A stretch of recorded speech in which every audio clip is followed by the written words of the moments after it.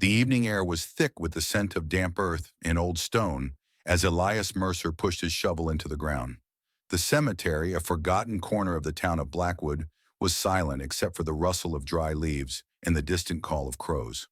Elias had spent 20 years as a gravedigger, his hands rough from labor, his heart accustomed to solitude. He preferred it that way. No small talk, no prying eyes, just the quiet company of the dead.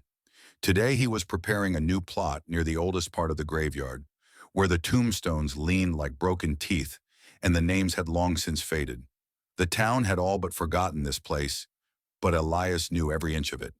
As he dug, his shovel struck something hard. Not rock, but wood.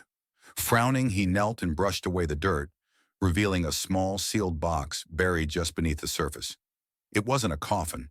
It was too small, too deliberately hidden. His pulse quickened. The box was old, the wood splintering at the edges, but the lock had held firm against time. Elias hesitated. He shouldn't open it. He knew he shouldn't. But the graveyard had kept its secrets for a century, and something about the box called to him, as if the earth itself was begging him to listen. With a deep breath, he pried it open. Inside, wrapped in brittle cloth, were yellowed letters tied with a faded ribbon, a single photograph, and a single sheet of paper that bore only two words at the top. My confession. The wind howled through the trees as Elias unfolded the first letter. The handwriting was elegant, the ink browned with age, but the words were clear, and they spoke of a lie that had stained the town's history, a lie that had buried an innocent man in an unmarked grave. Elias's hands trembled. He hadn't meant to uncover this, but now that he had, there was no turning back. The first letter was dated October 12th, 1912, and the words spilled out like whispers from the past. It was addressed to a woman named Eleanor, written in a trembling hand that betrayed the writer's guilt. My dearest, it began, if you are reading this, then I am already gone, and the truth has died with me, unless this box has been found. I cannot carry this weight any longer. What we did, what I did, was a sin that has haunted me every day since. Elias felt a chill crawl up his spine as he read on. The writer, a man named Samuel Grayson, confessed to a crime that had shaken Blackwood a century ago. The theft of the town's church funds, a crime that had been pinned on a quiet schoolteacher named Thomas Whitmore. Thomas had been publicly shamed, driven out of town, and later found dead in the woods, his body buried in an unmarked grave while the real thief Samuel had lived out his days in comfort, his guilt festering in secret. The photograph tucked beneath the letters showed three people, a young Samuel, his arm around a woman who must have been Eleanor, and beside them, a solemn-faced man with kind eyes, Thomas Whitmore. The betrayal in that single image was almost too much to bear. Samuel had been Thomas's closest friend, the best man at his wedding, the one who stood by him until he framed him. The letters detailed how Samuel had planted the stolen money in Thomas's home, how he had spread the rumors himself, how he had watched as the town turned on an innocent man. And then, decades later, consumed by regret, Samuel had secretly buried this box beneath Thomas's nameless grave, hoping that one day the truth would come to light. Elias sat back, his breath shallow. The weight of the secret pressed down on him. This wasn't just old history. This was a man's life, his legacy, stolen from him. And the town had never known. Around him, the graveyard seemed to hold its breath, the wind dying down as if even the dead were listening. He carefully folded the letters, his mind racing. What was he supposed to do now? Take this to the authorities? Bring it to the newspaper? Or rebury it and let the past stay buried, as it had been for 100 years. But then he looked at the photograph again, at Thomas's quiet, sorrowful eyes, and he knew he couldn't walk away. Someone had to speak for Thomas, even if it meant stirring up a storm in Blackwood. The morning sun cast long shadows over the graveyard as Elias stepped into the town clerk's office, the wooden box tucked securely under his arm. His boots echoed on the creaking floorboards, drawing the attention of Margaret Hale, the elderly clerk who had worked there for nearly 50 years. She peered at him over her spectacles, her sharp eyes flicking from his dirt-stained hands to the ancient box he carried. Elias Mercer, she said, her voice dry as old parchment. You're not one for visits. What brings you here? Elias hesitated, then placed the box on the counter between them. The air in the room felt suddenly heavier, as if the past itself had settled around them. I found something, he said quietly. Something that shouldn't have stayed buried. Margaret's expression shifted from curiosity to unease as she lifted the lid and saw the letters. Her hands, usually steady, trembled slightly as she unfolded the first one. The silence in the room grew thick as she read, her lips moving soundlessly over the words. When she reached the end, she looked up at Elias, her face pale. Samuel Grayson, she whispered. My grandfather knew him, said he was a good man. Elias shook his head. He wasn't, and Thomas Whitmore paid for it. Margaret's eyes darkened with something like grief. I remember hearing about that scandal as a girl. They said Whitmore ran off with the money, that he was too ashamed to show his face again. She touched the photograph, her fingers tracing Thomas's face. But this changes everything. By noon, word had begun to spread. The town's historian, an excitable man named Robert Darnley, was summoned, and he arrived in a flurry of nervous energy, clutching a leather-bound ledger of old town records. He pored over the letters, cross-referencing dates and names, his voice rising with excitement as the pieces fell into place. It's all here, he muttered. The church ledger shows the money went missing in November 1912, just after this letter was written. And look, Samuel Grayson was the treasurer. He had access. Whitmore didn't. Elias watched as the truth unraveled before them, the weight of it pressing down on the small office. Margaret leaned heavily on the counter, her voice barely audible. We have to tell the Whitmore family. But there was a problem. The Whitmores were gone. After Thomas's disgrace, his wife and children had left Blackwood, their name erased from town history. No one knew where they'd gone, or if any of them were still alive. Robert's excitement dimmed. Even if we clear his name, who's left to care? Elias looked down at the box, at the confession that had waited a century to be heard. It matters, he said firmly. Maybe not to the living, but it mattered to Thomas. The news of the unearthed confession rippled through Blackwood like a slow-moving storm, stirring whispers in the diner, the barber shop, and the pews of the very church Thomas Whitmore had been accused of robbing. At first, people reacted with disbelief. How could something buried for 100 years suddenly rewrite their history? But as the letters were examined by the town council, their contents undeniable, disbelief turned to discomfort, then to a quiet, collective shame. The older residents, whose grandparents had lived through the scandal, exchanged uneasy glances as if they could feel the ghosts of their ancestors judging them. The younger ones, detached from the past but hungry for justice, demanded action. A meeting was called at the town hall, a rare gathering that filled every wooden seat and left latecomers standing along the walls, their murmurs a steady hum beneath the flickering overhead lights. Elias stood near the back, his usual preference for solitude at odds with the crowded room. He watched as Mayor Hayes, a broad-shouldered man with a voice that carried, read aloud from Samuel Grayson's confession. The mayor's usual confidence wavered as he spoke the words, his tone heavy with the weight of the truth. When he finished, the room fell silent, the air thick with unspoken guilt. Then from the corner, an unexpected voice broke the stillness. I always knew it. The crowd turned to see old Mrs. Caldwell, her gnarled hands gripping her cane, her eyes sharp despite her age. My grandmother worked for the Whitmores. She said Thomas was the kindest man she'd ever met, that he'd never have stolen so much as a penny. But no one listened to her. No one wanted to. A murmur of agreement spread through the room, and Elias felt something shift. The town's shame was giving way to something fiercer, a need to make things right. But just as the discussion turned to how to honor Thomas's memory, the doors of the town hall creaked open. A stranger stood there, a woman in her 60s with gray-streaked hair and a face that seemed eerily familiar to those who had seen the photograph. She hesitated for only a moment before stepping forward, her voice clear and steady. My name is Clara Whitmore, she said. Thomas Whitmore was my great-grandfather. The room erupted in gasps. Clara had traveled from 3 states away after a friend in Blackwood, hearing rumors of the discovery, had called her. She held in her hands a family Bible, its pages brittle with age, inside of which was tucked a letter. One Thomas had written to his wife the night he disappeared, proclaiming his innocence. The two confessions, a century apart, mirrored each other in their desperation. Clara's eyes glistened as she looked around the room. "All my life I grew up knowing my family was shadowed by this lie," she said. "Now finally he can rest." The emotional weight of her presence was undeniable.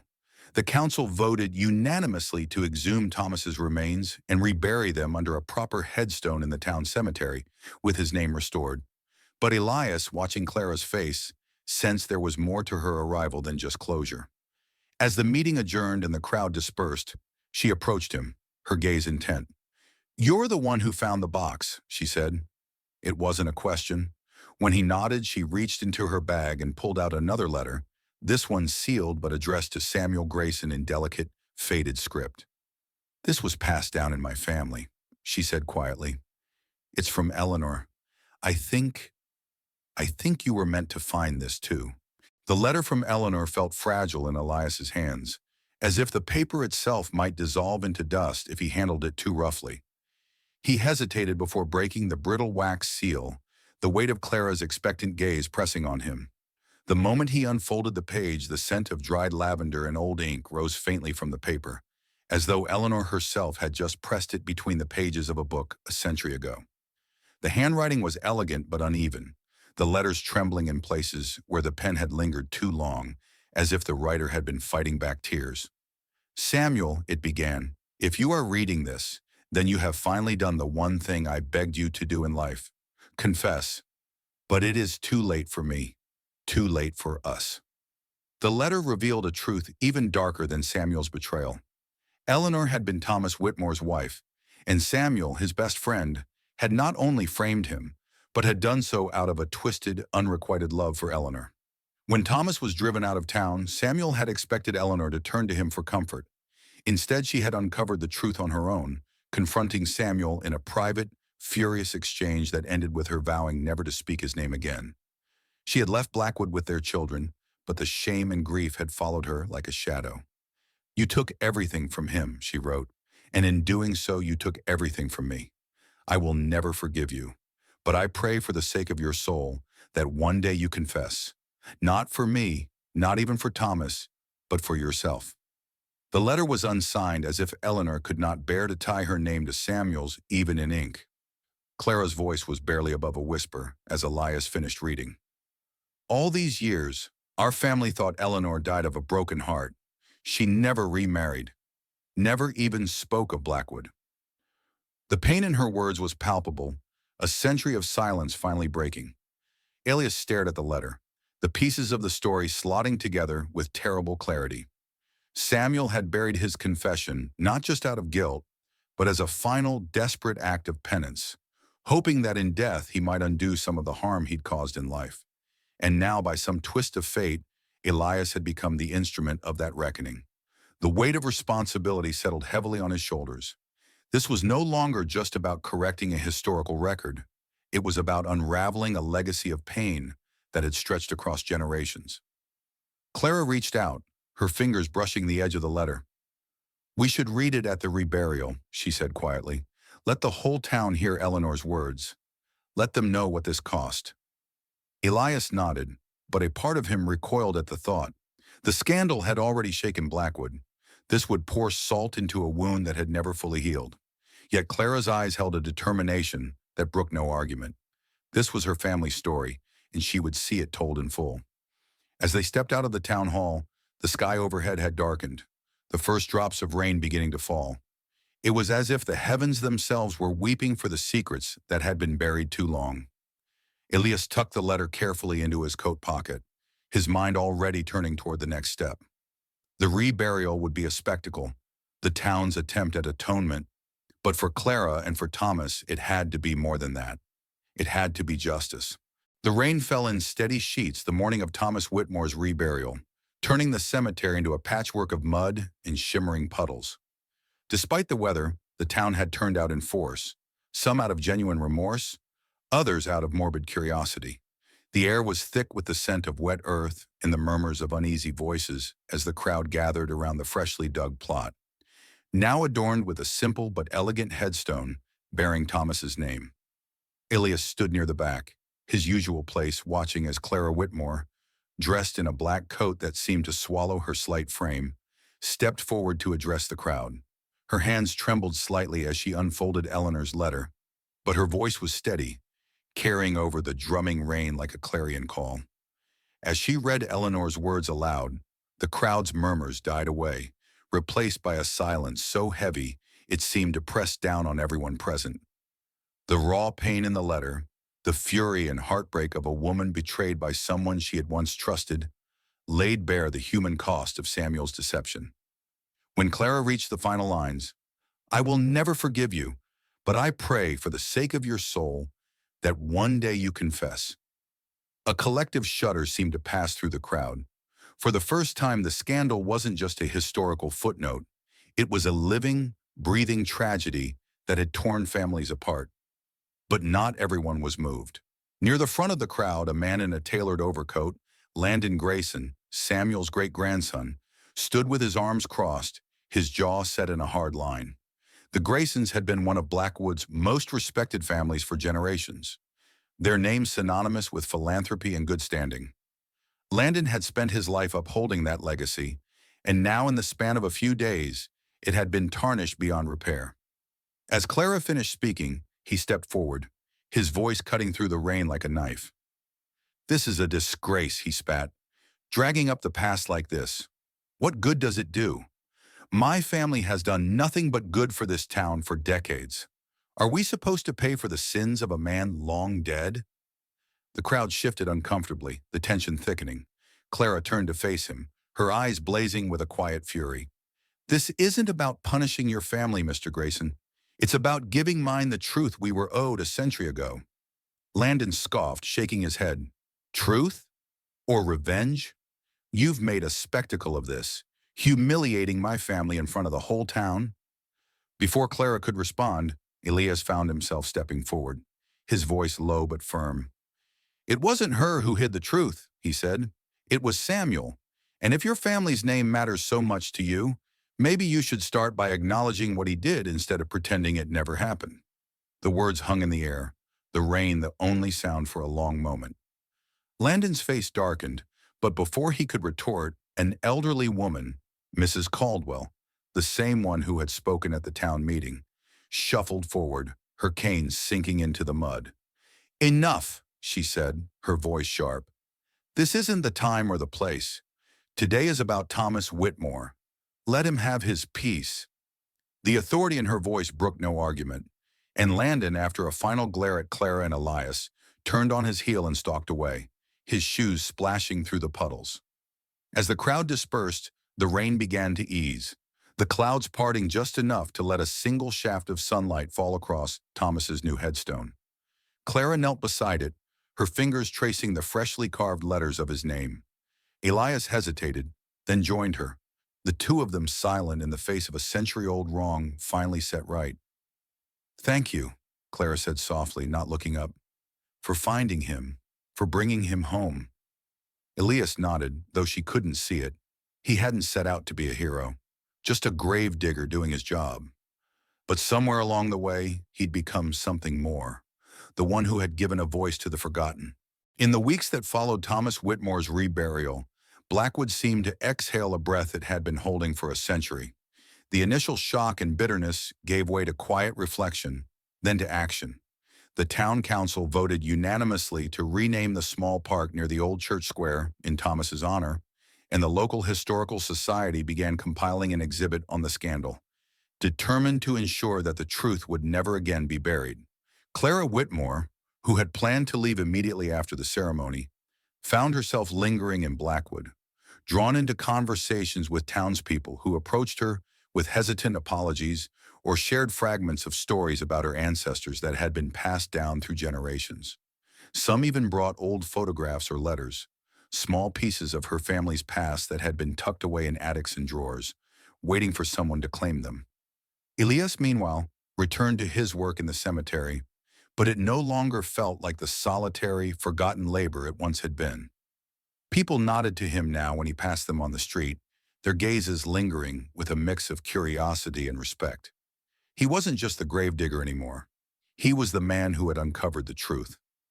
The attention unsettled him at first, but then came an offer he hadn't expected. The town historian, Robert Darnley, asked him to help restore the oldest section of the cemetery, where weather and time had worn away the names of the dead. "You've got an eye for the stories under the dirt," Robert said with a grin, clapping him on the shoulder. "Might as well put it to use." And so, for the first time in his life, Elias found himself with a purpose beyond the next shovel of earth. One evening, as he worked carefully to clean the moss from a crumbling headstone, Clara appeared at the edge of the plot, her hands tucked into the pockets of her coat. The setting sun cast long shadows across the grass, painting the graves in gold and violet. "I'm leaving tomorrow," she said without preamble. Elias straightened, wiping his hands on his trousers. "Figured you would," he replied. "Not much left for you here, I expect." Clara smiled faintly. "More than I thought. But yes, it's time." She hesitated, then reached into her bag and pulled out a small, cloth-wrapped bundle. "I wanted you to have this."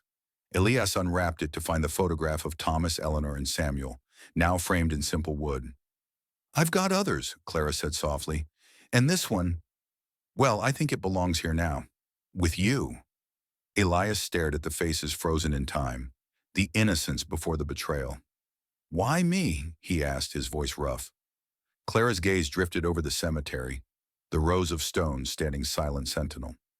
"Because you're the one who listens to them," she said simply. Then with a final nod, she turned and walked away, her figure growing smaller against the darkening sky. Elias watched her go, then looked back at the photograph. For the first time in his life, the dead didn't feel like just bones beneath the earth. They felt like people, their stories waiting to be told. And perhaps, he thought as he tucked the frame carefully into his toolbox, that was the real gift Clara had given him. Not just the truth about Thomas Whitmore, but the understanding that every grave held a story, and every story mattered. The next morning, as the sun rose over Blackwood, Elias returned to the oldest part of the cemetery, his shovel in hand, but his heart lighter than it had been in years.